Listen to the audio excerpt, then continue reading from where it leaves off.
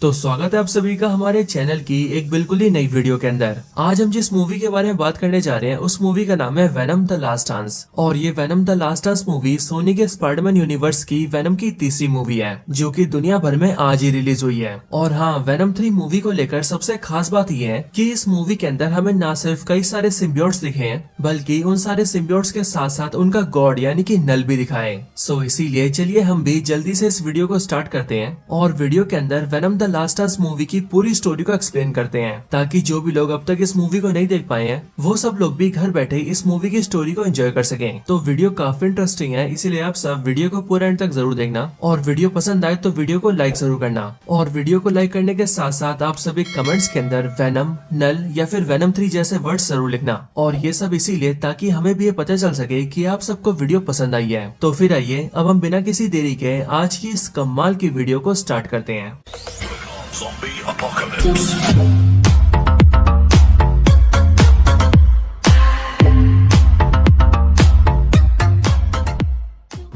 सो venom 3 की starting होती है क्लिंटार से, जहाँ पर हम ये देखते हैं कि क्लिंटार के अंदर बहुत सारे सिम्बियोट्स होते हैं एंड उन सभी सिम्बियोट्स के बीच में बैठा होता है नल, वही नल जो कि इन सारे सिम्बियोट्स का गॉड है। बट यहाँ पर हम ये देखते हैं कि इस टाइम पर नल कैद होता है क्योंकि नल के हाथ पैर और उसके शरीर को उसके आसपास के सिम्बियोट्स ने जकड़ के रखा होता है। वो कहता है मैं नल हूँ, द गॉड ऑफ डार्कनेस यानी कि अंधेरे का भगवान, और मैंने ही सिम्बियोट प्रजाति को पैदा किया है। नल कहता है कि आज से बहुत साल पहले वो अपने अंधेरे के एम्पायर में था, लेकिन फिर अचानक से एक दिन रोशनी आई और उसने उसके अंधेरे के एम्पायर को उससे छीन लिया। लेकिन उसके बाद आगे चलकर उसके बनाए हुए सिम्बियोट बच्चों ने भी उसे धोखा दिया और उसे पकड़कर इस क्लिंटार के अंदर कैद कर दिया। इसके आगे नल कहता है कि इस कैद से निकलने के लिए उसे कोडेक्स चाहिए क्योंकि कोडेक्स ही एक ऐसी चीज है जो कि इस कैद की चाबी बनकर नल को यहाँ से आजाद कर सकती है। अब इसके साथ ही यहीं पर हमें पता लगता है कि इस क्लिंटार पर नल के साथ न सिर्फ उसके सिम्बियोट्स होते हैं बल्कि यहीं पर ही बहुत सारे ज़ेनोफेज भी होते हैं। और ये ज़ेनोफेज ऐसे क्रीचर्स होते हैं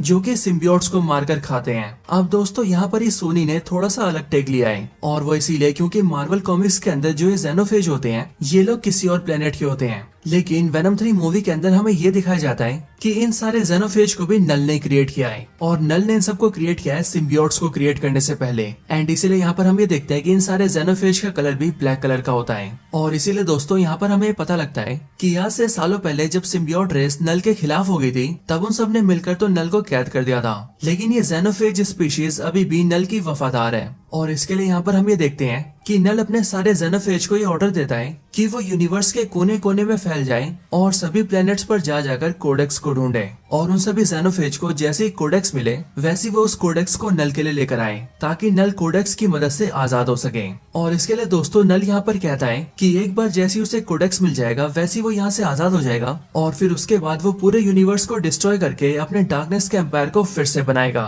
और फिर ये बोलने के बाद ही नल अपने आसपास बहुत सारे पोर्टल्स खोल देता है और उन पोर्टल्स की मदद से सारे ज़ेनोफेज को यूनिवर्स के अलग अलग प्लैनेट्स पर भेज देता है ताकि वो सभी नल के लिए कोडेक्स ढूंढ सके। अब इसके बाद मूवी का इंट्रो आता है और इंट्रो के खत्म होने के बाद ही हम सीधा एडी ब्रॉक को देखते हैं। और एडी ब्रॉक इस टाइम पर उसी बार में बैठा होता है जिस बार में वो स्पाइडरमैन नो वे होम के अंदर था और हमें पता लगता है कि ये सीन भी स्पाइडरमैन नो वे होम वाला ही सीन है। यहाँ पर हम ये देखते हैं कि एडी ब्रॉक एमसीयू हीरोज के बारे में जानने की कोशिश कर रहा होता है और इसके साथ ही वो बारटेंडर से ये भी सुनता है कि इस वाले यूनिवर्स के अंदर थैनोस नाम का कोई विलन आया था जिसने कि आधे यूनिवर्स को 5 सालों के लिए गायब कर दिया था। बट हालांकि इन सब के बाद ही हमें देखते हैं कि एडी ब्रॉक अपने वेनम सिम्बियोट के साथ अपने यूनिवर्स में वापस आने लगता है क्योंकि एज ऑफ कोर्स इसी टाइम पर डॉक्टर स्ट्रेंज अपना स्पेल कास्ट करते हैं और इसीलिए अगले पल एडी ब्रॉक और वेनम सिम्बियोट अपने यूनिवर्स में वापस आ जाते हैं। वापस आने के बाद भी एडी और वेनम ये देखते हैं कि वो लोग अपने यूनिवर्स के अंदर भी सेम उसी जगह पर हैं जिस जगह पर वो लोग एमसीयू की दुनिया में थे, यानी कि इस टाइम पर भी वो लोग मेक्सिको के उसी बार के अंदर होते हैं। और तो और उनके सामने का बारटेंडर भी बिल्कुल सेम होता है, बस फर्क सिर्फ इतना होता है कि इनके यूनिवर्स के बारटेंडर के बाल लंबे होते हैं। अब एडी ब्रॉक के यहाँ पर आते ही हम ये देखते हैं कि वेनम एडी की बॉडी से अपने कई सारे हाथ बाहर निकालता है और एडी ब्रॉक के लिए एक ड्रिंक बनाकर उसे पिलाता है। लेकिन इसी टाइम पर बारटेंडर एडी को देखता है जिस वजह से वो ये नोटिस कर लेता है कि एडी की बॉडी के अंदर से बहुत सारे हाथ निकल रहे हैं। लेकिन फिर इसी टाइम पर एडी ब्रॉक उसी बार में लगे हुए एक टीवी को देखता है, जिस टीवी के अंदर ये न्यूज चल रही होती है कि पैट्रिक मुलिगन नाम के एक डिटेक्टिव की मौत हो चुकी है और पुलिस को ये शक है कि पैट्रिक मुलिगन को एडी ब्रॉक ने मारा है। इसके लिए पुलिस एडी ब्रॉक को ढूंढ रही है, लेकिन एडी ब्रॉक इस टाइम पर गायब है। अब एडी ब्रॉक जैसी ये न्यूज सुनता है कि पुलिस वाले उसे पैट्रिक मुलिगन का हत्यारा समझ रहे हैं, वैसे ही वो समझ जाता है कि इस टाइम पर उसका सैन फ्रांसिस्को जाना खतरे से खाली नहीं है, क्योंकि अगर वो वहाँ पर जाता है तो पुलिस उसे अरेस्ट कर लेगी और अगर ऐसा होता है तो वो अपनी बेगुनाही को साबित भी नहीं कर पाएगा। लेकिन फिर इसके बाद ही वेनम सिम्बियोट एडी से बोलता है कि अब आखिरकार एडी क्या करने वाला है, जिस पर एडी वेनम को बताता है कि असल में अब वो यहाँ से सीधा न्यूयॉर्क जाएगा, क्योंकि वहाँ पर वो एक जज को जानता है और एडी को उस जज के कई सारे बुरे कामों के बारे में पता है और इसीलिए एडी उस जज से मदद लेगा और अपने आप को बेगुनाह साबित करेगा। अब एडी ब्रॉक जैसे इस बात को फाइनल करता है कि उसे न्यूयॉर्क जाना है, वैसे ही वो उस बारटेंडर के पैसे देता है और पैसे देकर वहाँ से निकल जाता है। लेकिन दोस्तों इसी टाइम पर हम ये देखते हैं कि बारटेंडर को पैसे देने के लिए वेनम अपना हाथ निकालता है और उसके काउंटर के ऊपर पैसे रख देता है। लेकिन इसी टाइम पर हम ये देखते हैं कि वेनम ने जब काउंटर पर पैसे रखे होते हैं तब उसी टाइम पर पैसों के साथ साथ वेनम की बॉडी का एक छोटा सा टुकड़ा वहाँ पर रह जाता है और ये टुकड़ा भी बिल्कुल वैसा ही होता है जैसा टुकड़ा वेनम ने एमसीयू यूनिवर्स में छोड़ दिया था। अब एडी ब्रॉक बाहर से निकलकर बाहर चलने लगता है, लेकिन बाहर सड़क पर चलते हुए उसे कई सारे कुत्तों की आवाजें आती हैं और इसीलिए उन सारे डॉग्स की आवाजों को सुनकर एडी ब्रॉक उसी जगह पर जाता है जहाँ पर वो सारे डॉग्स होते हैं। वहाँ पहुंचकर एडी और वेनम ये देखते हैं कि कुछ बुरे लोगों ने बहुत सारे डॉग्स को पिंजरों में कैद कर रखा है और शायद से वो सब लोग मिलकर इन सारे डॉग्स को बेचना चाहते हैं और इसीलिए एडी और वेनम ये डिसाइड करते हैं कि वो लोग इन सारे पिंजरों को खोलकर डॉग्स को आजाद कर देंगे। लेकिन उनके ऐसा कुछ करने से पहले वहाँ पर 3 लोग आ जाते हैं और ये तीनों वही लोग होते हैं जिन्होंने इन सारे डॉग्स को यहाँ पर कैद किया होता है। यहाँ पर एडी इन सबको जाने के लिए कहता है और वो उन तीनों से कहता है कि अगर वो लोग इन सब कुत्तों को जाने दें और चुपचाप यहाँ से निकल जाएं तो वो किसी को भी कुछ नहीं करेगा। लेकिन हम ये देखते हैं कि वो तीनों एडी की बात नहीं मानते और वो लोग एडी पर हमला कर देते हैं और उस पर गोलियां चलाते हैं, जिसके रिस्पॉन्स में वेनम सिम्बियोट बाहर आता है और एडी ब्रॉक इस मूवी में पहली बार वेनम बनता है और फिर वेनम बनते ही वो सबसे पहले सारे डॉग्स को आजाद करता है एंड देन उन तीनों विलन्स को पकड़कर वेनम उनके सर को खा जाता है। अब इन सब के बाद एडी फिर से अपने ह्यूमन फॉर्म में आ जाता है और उन सभी डॉग्स को आजाद करवा के वो वहाँ से निकल जाता है और अपने रास्ते में आगे की तरफ बढ़ने लगता है। लेकिन इसी टाइम पर हम ये नोटिस करते हैं कि एडी के पीछे वाली बिल्डिंग पर एक जेनोफेज आ जाता है, यानी कि वही जेनोफेज जिसे नल ने भेजा है। बट एडी ब्रॉक उस जेनोफेज को देखता नहीं है एंड वो अपने रास्ते पर चलता रहता है। अब इसी की दूसरी तरफ हम ये देखते हैं कि यहाँ से बहुत दूर एक आदमी बैठा है जो कि इस टाइम पर एडी ब्रॉक पर नजर रख रहा है और एडी ब्रॉक इस टाइम पर जिस रोड पर चल रहा है उस रोड के सीसीटीवी कैमरास एडी ब्रॉक की फुटेज कवर कर रहे हैं और इन्हीं सारे फुटेज के जरिए वो अनजान आदमी एडी ब्रॉक को देख रहा है। अब यहाँ पर हमें इस आदमी का फेस नहीं दिखाया जाता है, लेकिन ये आदमी यहाँ पर कहता है कि एडी ब्रॉक अब बाहर आ चुका है और इसीलिए अब इसे पकड़ने का वक्त आ गया है। और फिर इसके लिए ये अनजान आदमी जनरल रेक्स को फोन करता है एंड उससे कहता है कि वो एडी को पकड़ ले। और यहाँ पर इसकी बातों से हमें पता लग जाता है कि ये बंदा चाहे जो भी है लेकिन ये एडी ब्रॉक और वेनम दोनों के बारे में जानता है। अब इसके बाद ही हम सीधा जनरल रेक्स को देखते हैं जो कि इन्फॉर्मेशन मिलते ही अपनी टीम के साथ सीधा उसी बार के अंदर जाता है जहाँ पर एडी और वेनम थे।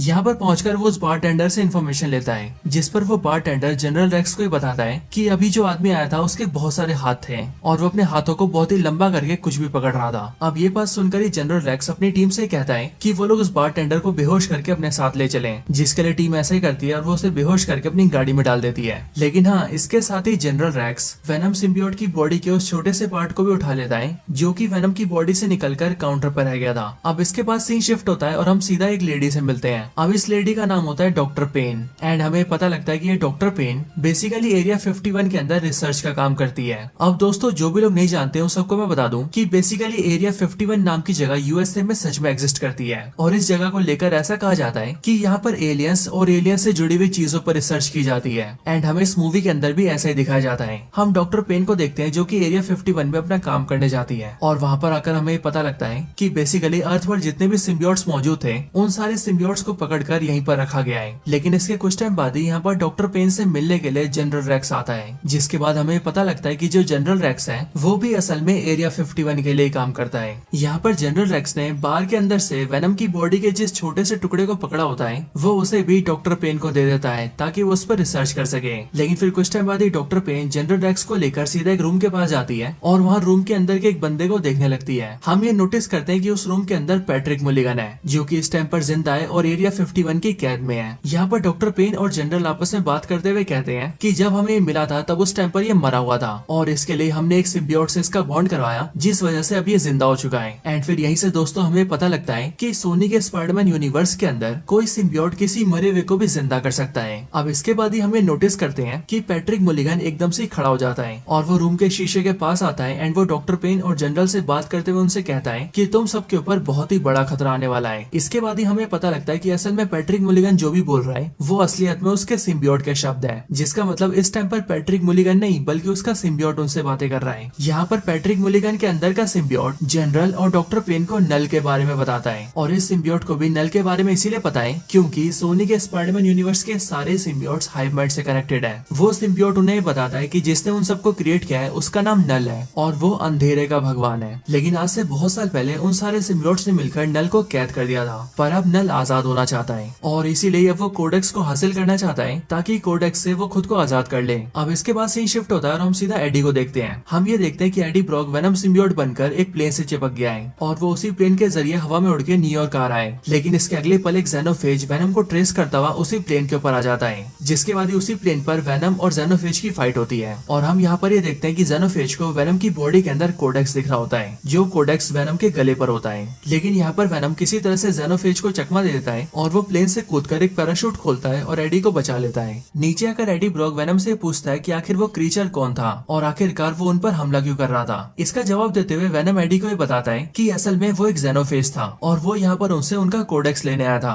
अब वेनम की बातें सुनकर एडी को कुछ भी समझ नहीं आता है, इसीलिए एडी उससे कहता है कि आखिरकार ये सब क्या चल रहा है, जो सुनकर वेनम एडी को सब कुछ शुरुआत से बताता है। वेनम एडी को ये बताता है कि असल में उन सभी सिम्बियोट्स को एक गॉड ने क्रिएट किया है, जिस गॉड का नाम है नल। लेकिन उसी नल ने सभी सिम्बियोट्स को क्रिएट करने के साथ साथ सारे ज़ेनोफेज को भी क्रिएट किया है, यानी कि वही क्रीचर जो कि उन पर हमला करने आया था। लेकिन आज से बहुत साल पहले सारे सिम्बियोट्स ने मिलकर नल को क्लिंटार के अंदर कैद कर दिया था, पर अब नल आजाद होना चाहता है और आजाद होने के लिए उसे कोडेक्स चाहिए। अब इसके बाद कोडेक्स के बारे में बताते हुए वेनम सिम्बियोट एडी से कहता है कि एक सिम्बियोट के अंदर अपने होस्ट को फिर से जिंदा करने की पावर्स होती है और इसीलिए मान लो अगर किसी सिम्बियोट का होस्ट मर गया तो वो सिम्बियोट अपने होस्ट को फिर से जिंदा कर सकता है। लेकिन जैसे कोई सिम्बियोट अपने होस्ट को फिर से जिंदा करता है वैसे उसके और उसके होस्ट की बॉडी के अंदर एक एनर्जी डेवलप हो जाती है और वही एनर्जी असल में कोडेक्स है और यही कोडेक्स नल को चाहिए जिससे कि वो खुद को क्लिंटार नाम की जेल से आजाद कर सके। अब वेनम की बात सुनकर एडी उससे कहता है कि अच्छा है कि हमारे पास तो कोई कोडेक्स नहीं है क्योंकि मैं तो कभी नहीं मरा हूँ। पर ये सुनते ही वेनम एडी से कहता है कि तुम एक बार मर चुके हो और फिर इसके बाद ही हमें एक पुराना सीन दिखा जाता है जो सीन वेनम 1 मूवी का होता है। एंड यहाँ पर हम ये देखते हैं कि एडी ब्रॉक की मौत हो जाती है, जिसके बाद वेनम सिम्बियोट एडी को फिर से जिंदा करता है एंड अब इसी वजह से वेनम सिम्बियोट और एडी की बॉडी के अंदर कोडेक्स आ चुका है। लेकिन यहीं पर ही वेनम एडी से ये भी कहता है कि ज़ेनोफेज को कोडेक्स सिर्फ तभी दिखाई देता है जब वो एडी ब्रॉक को पूरी तरह से वेनम में ट्रांसफॉर्म करता है, क्योंकि जैसे एडी ब्रॉक पूरी तरह से वेनम बनता है वैसे ही उसके गले पे जो कोडेक्स है वो पूरी तरह से चमकने लगता है और ज़ेनोफेज को कोडेक्स से सिग्नल मिलने लगता है, जिस वजह से ज़ेनोफेज बहुत दूर से भी कोडेक्स को ढूंढकर वहाँ पर आ जाता है। और इसके लिए वेनम एडी से कहता है कि जब तक हमारे पर ज़ेनोफेज का खतरा है तब तक वो एडी को पूरी तरह से ट्रांसफॉर्म नहीं करेगा, क्योंकि अगर ऐसा हुआ तो ज़ेनोफेज उसे ढूंढकर वहाँ पर आ जाएगी और फिर वो एडी और वेनम दोनों को मारकर कोडेक्स को लेकर सीधा नल को दे देगी, जिसके बाद वो दोनों तो मरेंगे ही बल्कि नल भी आजाद हो जाएगा। अब इसके बाद एडी और वेनम आगे बढ़ते हैं और थोड़ा आगे आते उन्हें घोड़ा दिखता है, जिसके बाद ही वो दोनों डिसाइड करते हैं कि वेनम घोड़े से बॉन्ड होगा ताकि वो एडी को जल्दी से वहाँ से ले जा सके।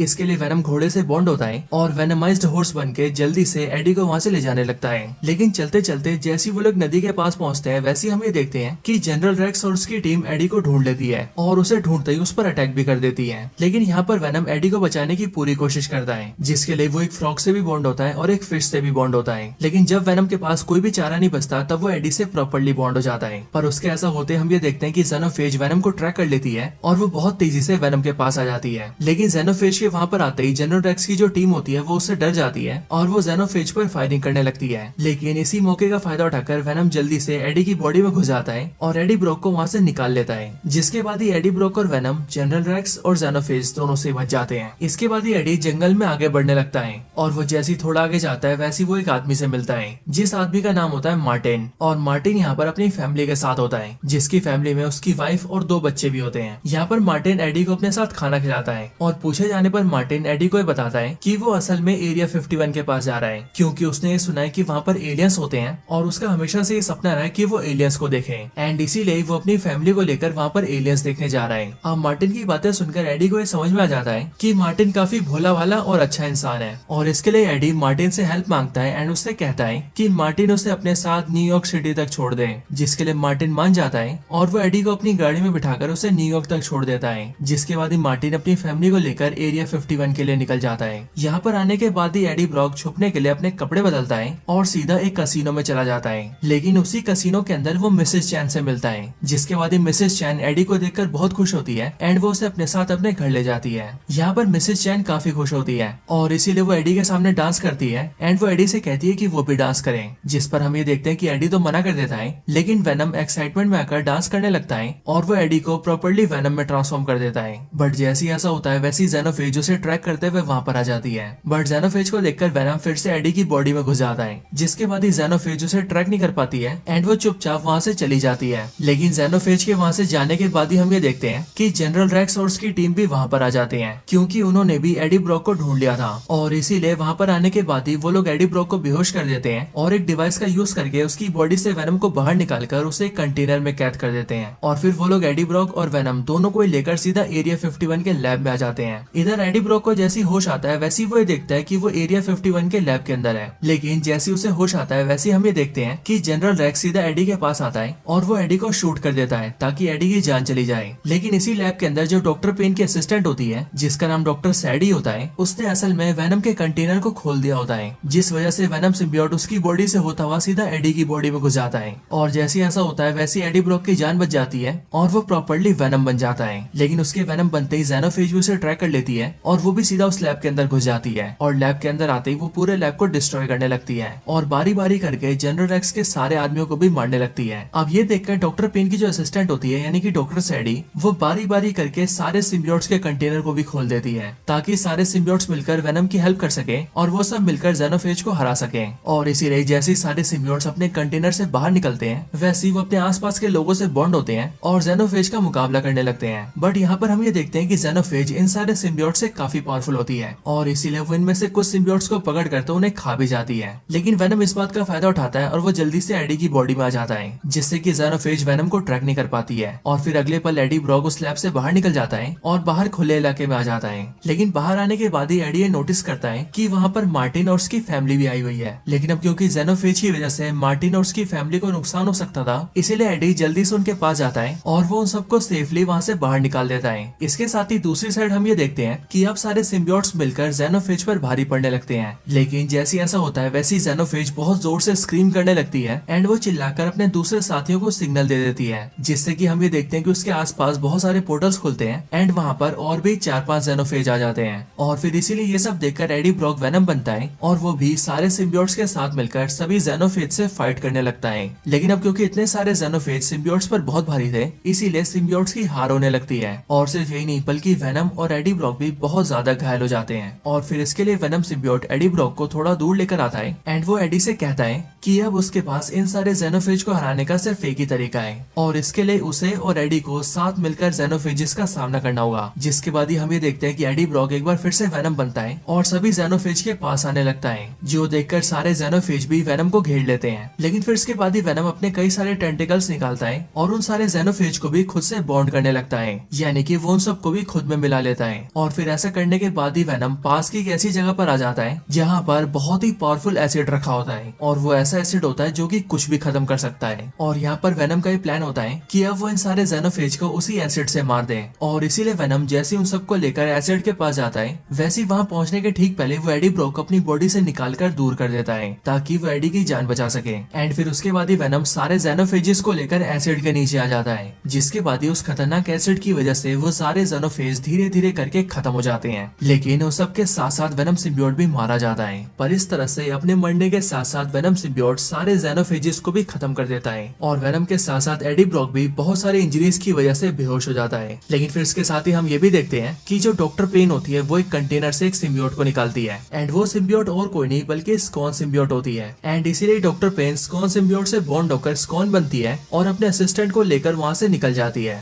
इसके बाद जब एडी ब्रॉक की आंखें खुलती है तब वो ये देखता है कि वो इस टाइम पर एक हॉस्पिटल के अंदर है। यहाँ पर एडी ब्रॉक से मिलने के लिए यूएस मिलिट्री का एक सीनियर ऑफिसर आता है और वो यहाँ पर आकर एडी को थैंक यू बोलते हुए उससे कहता है कि एडी ब्रॉक ने ज़ेनोफेज नाम के उन सारे एलियन क्रीचर से हम लोगों को बचाया है और एडी एंड उसके वेनम सिम्बियोट की वजह से ही एक बहुत बड़ी अनहोनी होने से बच गई है। और इसीलिए वो ऑफिसर एडी को उसके सारे चार्जेस से फ्री कर देता है एंड वो एडी से कहता है कि अब से एडी ब्रॉक अपनी लाइफ को आराम से जी सकता है। अब इसके अगले सीन में हम ये देखते हैं कि एडी ब्रॉक अपनी लाइफ को नॉर्मली नॉर्मली जीने लगता है, लेकिन एडी को अपने वेनम सिम्बियोट की बहुत याद आती है। लेकिन फिर इसके साथ ही ये मूवी खत्म हो जाती है। अब दोस्तों, मूवी के खत्म होने के बाद इस मूवी के अंदर 2 पोस्ट क्रेडिट सीन्स आते हैं, जिनमें से पहले सीन के अंदर हम नल को देखते हैं। इस सीन में हमें नल का प्रॉपर फेस दिखाया जाता है और यहाँ पर नल कहता है कि अब मैं पूरे यूनिवर्स को डिस्ट्रॉय करके रख दूंगा। सो इसीलिए इस वाले सीन से हमें पता लगता है कि गॉड ऑफ सिम्बियोट्स नल को मूवीज के अंदर आगे भी यूज किया जाएगा। बाकी इसके साथ ही बात करें दूसरे सीन के बारे में, तो इस दूसरे वाले सीन के अंदर हमें वही बारटेंडर दिखता है जिसे जनरल रेक्स पकड़ के एरिया 51 में लाया था। यहाँ पर हम ये देखते हैं कि बारटेंडर एरिया 51 के बाहर खड़ा होता है और वो ये देख रहा होता है कि आसपास की सारी चीजें डिस्ट्रॉय हो चुकी है और इसीलिए उसे समझ में नहीं आ रहा होता है कि आखिरकार यहाँ पर क्या हुआ है। लेकिन फिर यहीं पर ही हम ये भी देखते हैं कि उस बारटेंडर के थोड़ा दूरी पर ही वेनम सिम्बियोट की बॉडी का वही टुकड़ा होता है जिसे जनरल रेक्स ने बारटेंडर के बार से पकड़ा था। लेकिन ये सीन भी यहीं पर खत्म हो जाता है। सो दोस्तों, ये वाला सीन बेसिकली हमें बताता है कि सोनी के स्पाइडरमैन यूनिवर्स के अंदर वेनम अभी भी जिंदा है, क्योंकि वेनम की बॉडी का जो छोटा सा टुकड़ा बच गया है वही आगे चलकर यहाँ का वेनम बनेगा और शायद से हो सकता है कि वो सबसे पहले बारटेंडर के साथ ही बॉन्ड हो। लेकिन अब एक्चुअल में होता क्या है ये सब तो हमें आगे ही पता लगेगा। सो दोस्तों, ये थी video venom the last dance movie की स्टोरी के ऊपर। वैसे आपको ये वीडियो कैसी लगी ये आप मुझे कमेंट्स के अंदर जरूर बताना, और अगर आपको वीडियो पसंद आई हो तो वीडियो को लाइक करना और कमेंट्स के अंदर वेनम या फिर वेनम 3 जरूर लिखना, या फिर आप चाहे तो गुड या फिर वेरी गुड भी लिख सकते हैं। और ये सब इसीलिए ताकि हमें पता चल सके कि आप सबको वीडियो पसंद आई है। तो बस आज की इस वीडियो में इतना ही। इस वीडियो को यहीं पर एंड करते हैं। बाकी मैं मिलता हूँ आप सबसे ऐसी किसी और बेहतरीन वीडियो में। तब तक के लिए गुड बाय।